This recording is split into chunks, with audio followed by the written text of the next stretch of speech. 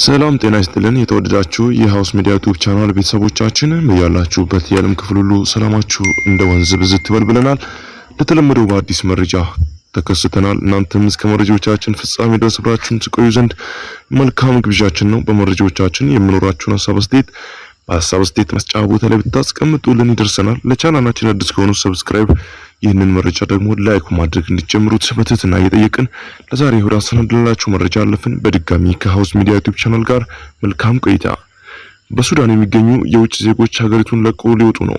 የሱዳን ፈጥኖ ደራሽ ኃይሎች RSF ወዳጅ ሲል የገለጻቸው ሀገራት ዜጎቻቸውን ከሱዳን እንዲያስወጡ ለማስቻል ሁሉንም የሱዳን አየር ማረፊያዎች ለመክፈት መዘጋጀቱን ገልጿል። የሱዳን ውጭ ጉዳይ ሚኒስቴር የውጭ ሀገራት ዜጎችን የማስወጣት ሂደቱን እንደሚያስተባብር ማስታወቁን አልጀዚራ በዘገባው አመላክቷል። በተያያዘ መረጃ የአሜሪካ፣ የእንግሊዝ፣ የፈረንሳይና የቻይና ዲፕሎማቶች እና ዜጎች በወታደራዊ አውሮፕላኖች ከካርቱም እንዲወጡ ሊደረግ መሆኑን የሱዳን ጦር ባወጣው መግለጫ አስታውቋል። የሱዳን ጦር አዛዥ አብደል ፈታህ አልቡርሃን የውጭ ሀገር ዜጎቹ በሚቀጥሉት ሰዓታት ውስጥ የሚወጡበትን ሁኔታ ለማመቻቸትና ለማስተባበር መስማማታቸውንም መግለጫው ጠቅሷል።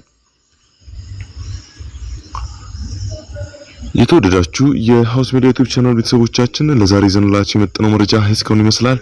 ቀጣይ በሌላ ወቅታዊና አዳዲስ መረጃዎች እስክንገናኝ ቸር ሰንብቱ። ስለ አብሮነታችሁ ከልብ እናመሰግናለን።